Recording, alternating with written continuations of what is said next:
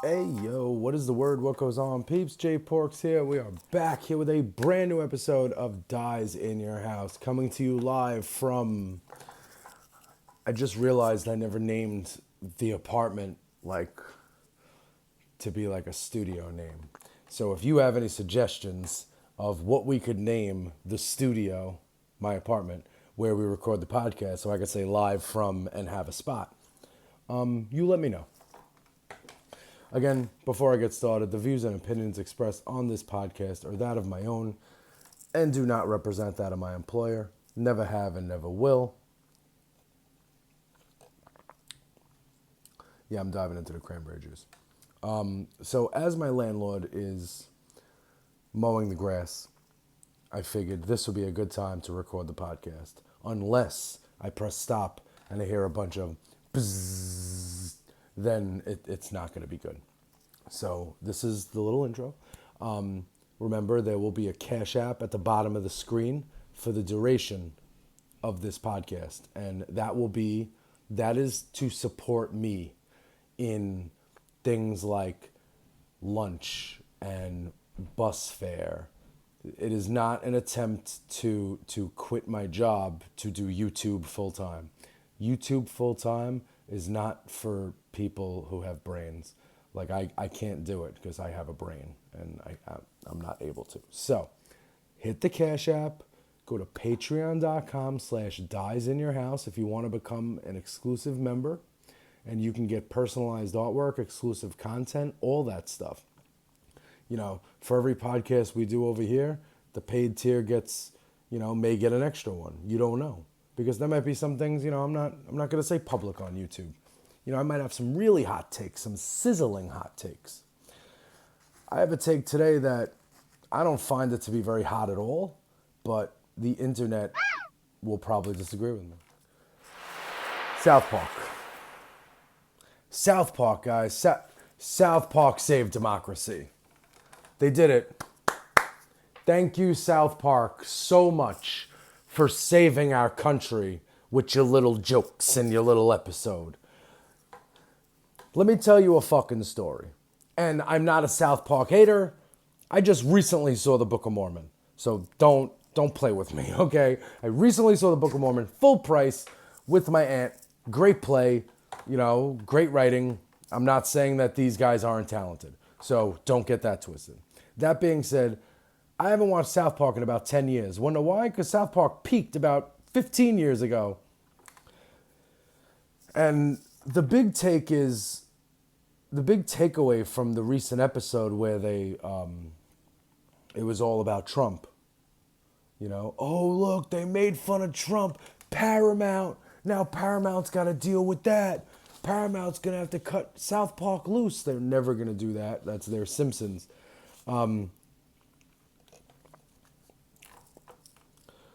Do you think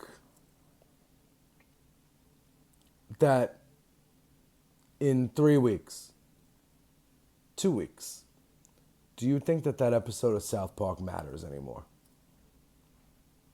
Because here's the thing about South Park and Matt Stone and Trey Parker. I don't care for the apolitical, especially when authoritarianism is taking over the country, right? I don't do the apolitical. I don't do the moderate. For example, when I'm swiping on dating apps, when I'm swiping on Hinge, some of the apps have, Hinge and Bumble have the, off the top of my head, have political affiliation. Like you could put what your politics are. If I see conservative, forget it, blocked. But if I see moderate, non-political, or apolitical, I'm not interested in any of that. This is not the time to be in the middle of the road with this shit, okay? The country is falling apart from all angles, and you guys got distracted by the Epstein files by an episode of South Park. Matt Stone and Trey Parker have gone on record of saying that they hate Republicans, but they really hate liberals. South Park has done more to damage Democrats since the duration of that show's inception, from that show's inception to now, that show has done more to damage Democrats and boost Republicans than it has even made funny jokes. The people that, are saying South Park, that's why South Park is this cultural phenomenon, and that's why it's better than Family Guy and The Simpsons. And I'm not here to talk to you about, compare cartoons and power rank cartoons. Although that could be a podcast. I am here to tell you that South Park, they cover lewd topics, but it's not groundbreaking shit. And I'm not saying Family Guy and Simpsons are doing groundbreaking shit. I'm just saying, at the end of the day, I don't care what the White House tweeted. I don't care what Trump tweets or posts or whatever. I don't care about any of that.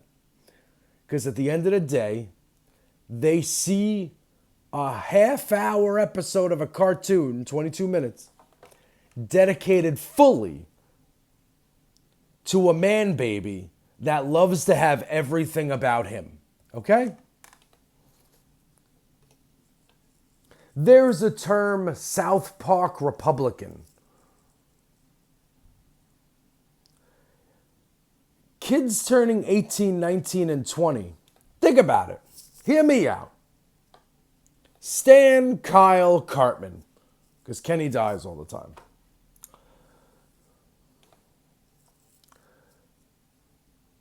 The 19-year-old with the podcast, the 19-year-old white kid in Wyoming who hasn't seen a black person in 3 years, who gets on a podcast and says wild stuff and wild conspiracy theories thickly veiled in racism, misogyny, and homophobia.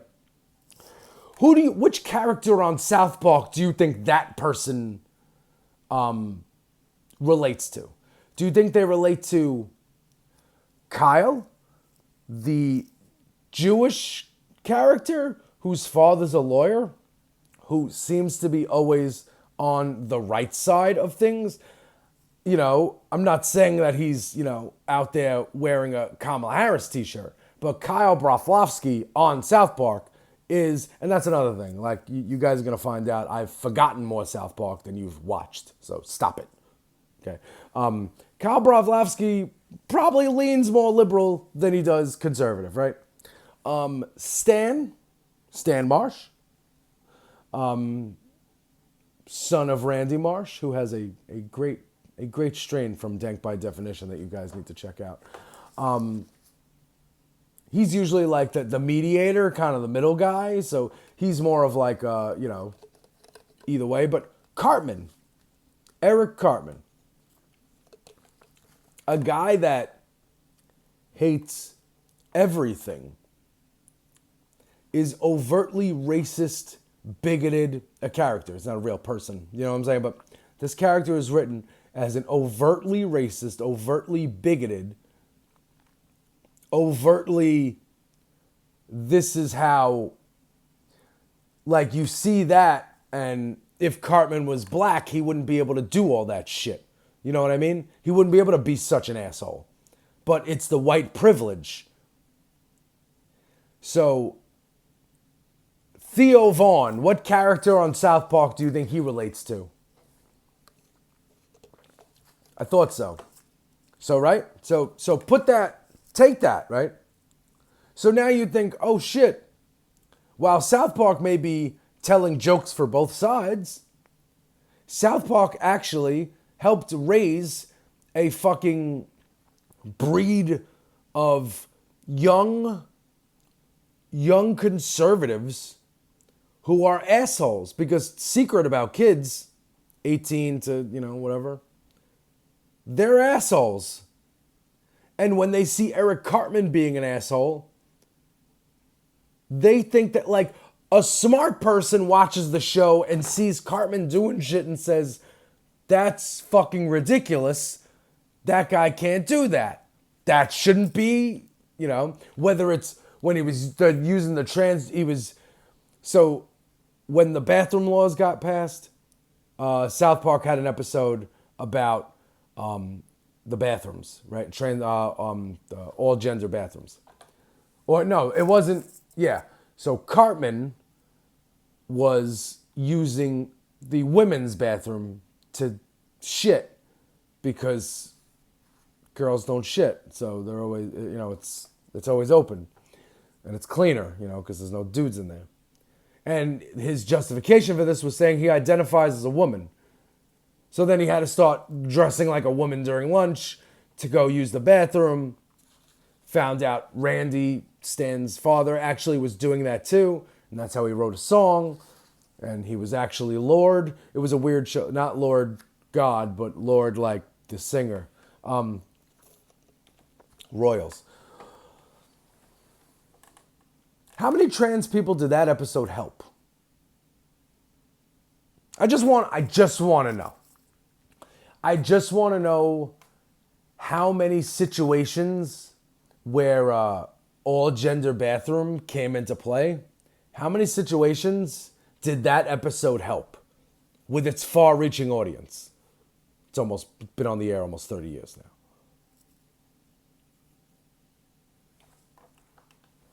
I tried to Google it, but I couldn't look it up because, you can't look things up on the internet anymore because everything is geared towards fascism, right? But there's been a litany of shots at Hillary Clinton. South Park did as much to destroy Hillary Clinton as fucking Russia did. That's a fact. I don't need to go over the episode synopsis. There was one with a Snape or something. I don't even know. It's just over-the-top grotesque.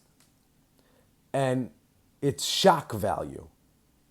And it draws attention and goes viral. But just because they made fun of Trump, it doesn't mean that they didn't help usher Trump in by normalizing Trump in 2016 when, who was it, Mr. Garris? Whoever plays the teacher. He was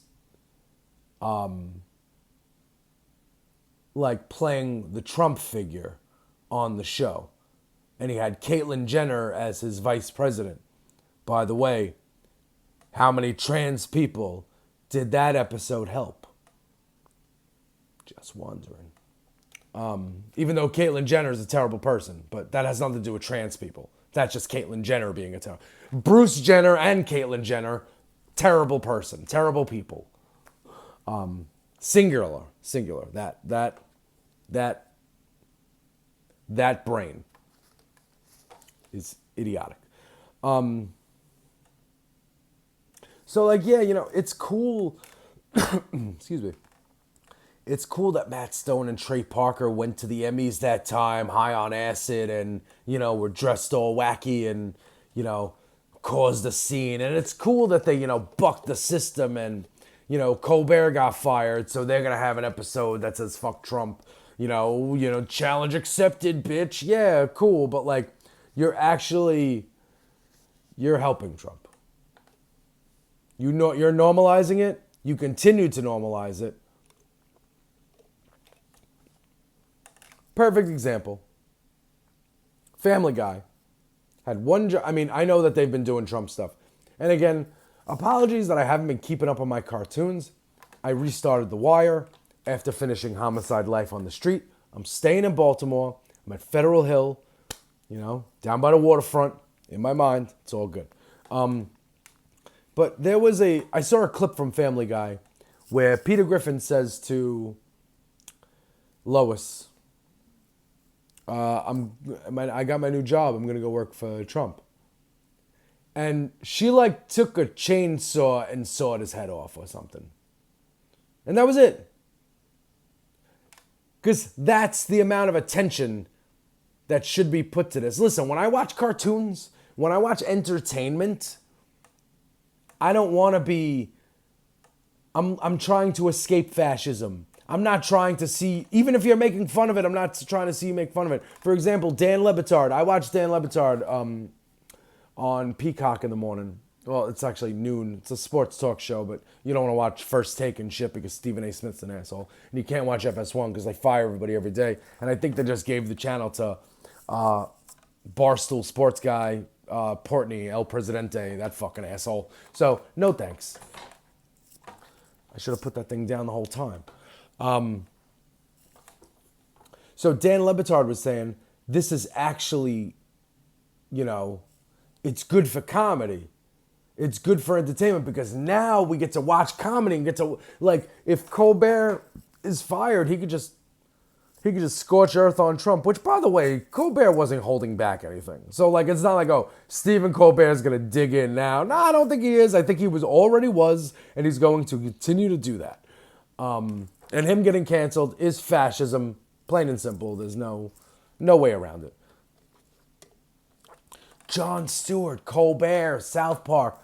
Now we have places that could make fun of Trump, and, like, it's a lot more fun to make fun of Trump than it is to, talk about all the damage he's doing. That's what Dan Le Batard said, and Dan Le Batard's a smarter guy than I am, but that is a dumb fucking take.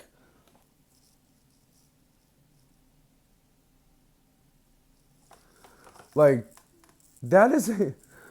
I'm sorry, I just had an Instagram message, and I was trying to read it sideways. That's a garbage fucking take. And again, smarter than me. Way smarter than me. But, like, that means that I would rather see people make fun of Trump's tan and his small penis than and him being a fat piece of shit. Let me say that again. Because, I want to get clicks too. Guy's a fat piece of shit. That's just that. Oh, by the way, and I hope he dies. Like, no, seriously, like, I don't hope that somehow he can't be president anymore. I hope he dies. Cankle face ass motherfucker. Anyway, Le Batard, it's a dumb take. I don't want to tune in to and all respect to Alex Wagner, I don't want to fill in for the person. I don't want to tune in to the person filling in for Rachel Maddow. I need Rachel Maddow. I know we're not probably going to laugh much, but I need to know what's going on in my fucking country. I need to follow Katie Fang on Threads. Wait a damn minute. Now, I love her shit. She was great on MSNBC, but it's also great that she gets to say fuck. So, like, she's on Midas Touch, and I'm pretty sure it's Midas Touch, but I'm calling it Midas Touch anyway. And yeah, man. Like, South Park. Oh my God, did you guys see it? Can you believe it? If you were that fucking pumped, if you were that fucking surprised and that shocked that South Park went that far, then you're not as big. You haven't been watching South Park for long enough. That's what they do. The first episode of South Park, Stan's dog is gay, and they send them to a fucking a gay farm. It's the first fucking episode. They're not getting canceled. None of that's happening. So they could do what they want. So they could have their jokes about Trump. But in reality, if you take the entire season, at the end of the season, if you check off the episodes where made fun of Trump, normalized Trump, I guarantee you're going to have more normalization than you are making fun of. We cannot be in a place. Got a fucking, what is this, a mosquito? Oh, man. Oh, that's going to be annoying. And the mosquito has gone away, so I will have to attack it after this podcast. It's a garbage take. We need cartoons like South Park to stand up, be serious, like they were with Scientology. We need them to stand up, be serious, and say, listen, we are comedy, and at the same time, fuck. And at the same time, you can't elect a fascist. If you are a fan of this show, you cannot be a part to the fascism. You have to draw. I don't care if you're apolitical. This is not an apolitical issue. This is democracy and fascism. And the difference is, in a democracy, you're allowed to make those jokes that you're making on your little fucking show. Got 4 writers. Your show's still on the air because it costs 20 grand to make. Stop it. Stop it. Stop it. And you're saving on the animation, too. I could tell.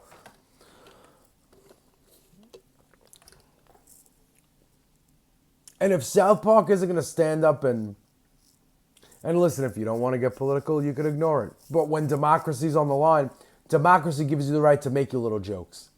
And when you help usher in authoritarianism and fascism, and then that becomes the norm, and then they tell you what you can and can't say, you're going to be like, damn, maybe instead of having fun with it, maybe we should have, maybe, spoke up, been on the right side of history. I have a podcast that 4 people watch, maybe, if I'm lucky, in a week. And 3 years into it, I went to this. I went to, we cannot let fascism happen. And I lost friends. And that's fine. Because at the end of the day, if we are able to make it out of this to the other side, I'm going to be in the group of people that was on the right side of history. I'm not going to be sitting there dedicating a whole day worth of social media posts on fucking South Park. Why? Because I'm a Democrat, and to quote Matt Stone and Trey Parker, they really fucking hate Democrats. So, Matt Stone, Trey Parker, fuck you guys. Although, Book of Mormon, good stuff. Which leads me to believe that, you had somebody write that for you. All right. I'm going to get up on out of here. I don't hear the lawnmower anymore. So that leads me to believe that my landlord's done. I don't know. He might be. Either way, at Dyze in Your House on Instagram, if you want to immediately interact with me about anything going on in the world and anything you may want to see on the podcast, I'm down with that. Also, one more thing about South Park. I'm sorry, I forgot. The Epstein files are still not released yet. And the Justice Department told Trump in May that he was in those files. It's July. Release the files, pilot. Release the files. Why are they not released? Why is the Department of Justice meeting with Ghislaine Maxwell? Why? She didn't have anything to say before. Is she going to live long enough? Keep Epstein in the news. And South Park takes Epstein out of the news. So, why are we doing this? You're watching cartoons? People call me immature. We're sitting there watching cartoons. Watching cartoons thinking that that's going to be something that makes a difference. Whether it's democracy or fascism. I think a fucking cartoon's going to matter. Get the fuck out of here with that bullshit. Anyway, Dyze in Your House on Instagram. Search on YouTube for Dyze in Your House. Or, this is on YouTube, so you can just go click the link below. Violate that subscribe button like Donald Trump violates 14-year-old girls. That man has regularly been inside 14-year-old girls, and he's being supported by people. Regularly inside of 14-year-old girls, kids.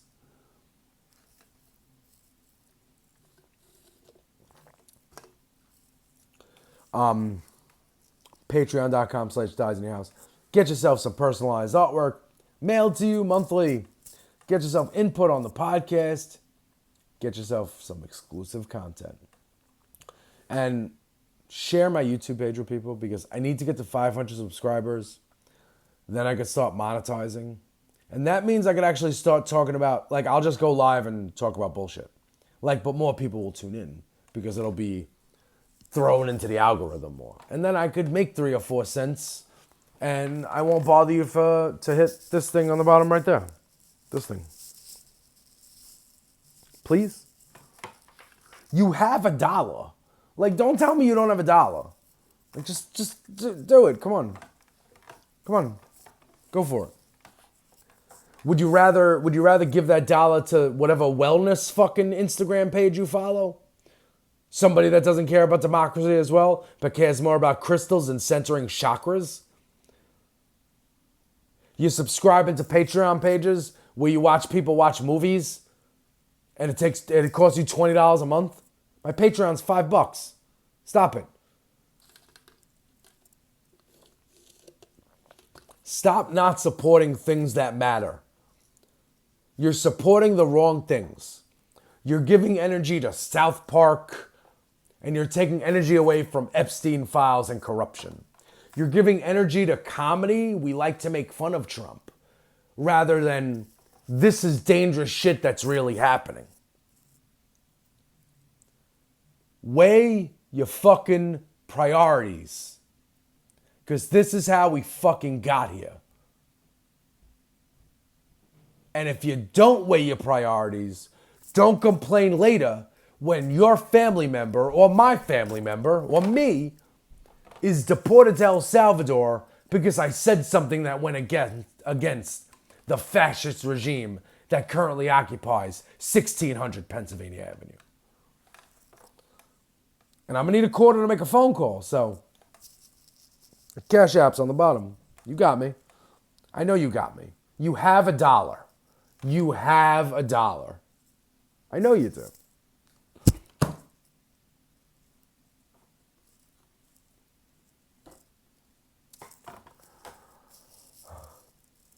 Nicely produced. All right. That's it. We out. Till next week or next time or whenever. But follow me on Instagram because I just shared a picture of my backyard and like we can barbecue. We can have a summertime party. Like, let me know. All right. Hit the Cash App. Wait.